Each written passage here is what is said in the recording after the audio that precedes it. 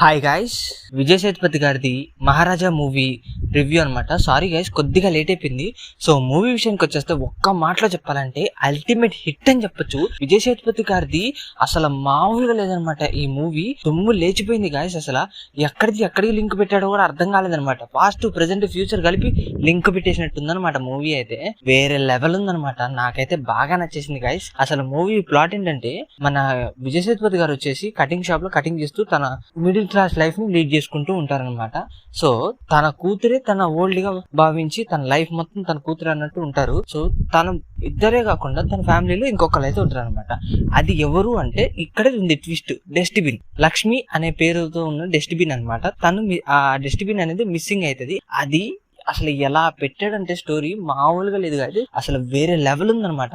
నాకైతే బాగా నచ్చేసింది. అసలు వేరే లెవెల్ ఉందనమాట. ఇది విజయ్ సేతుపతి గారి అసలు మంచి హిట్, అసలు అల్టిమేట్ హిట్ అని చెప్పొచ్చు. అసలు నాకైతే బాగా నచ్చేసింది గైస్. ఇక ఫ్యూచర్ పాస్ట్ ప్రెసెంట్ లింక్ పెట్టినట్టుంది గైస్. అసలు మూవీ అయితే మొత్తానికి అలా తీసాడనమాట. షార్ట్స్ అసలు వేరే లెవెల్ ఉంది. ఎక్కడ ఒక్క బ్యాక్ డ్రాప్ అయితే లేదనమాట. నాకైతే బాగా నచ్చేసింది. దీనికి రేటింగ్ వచ్చేసి 5 అయితే 4.5 అయితే ఇచ్చేస్తున్నాను గైస్.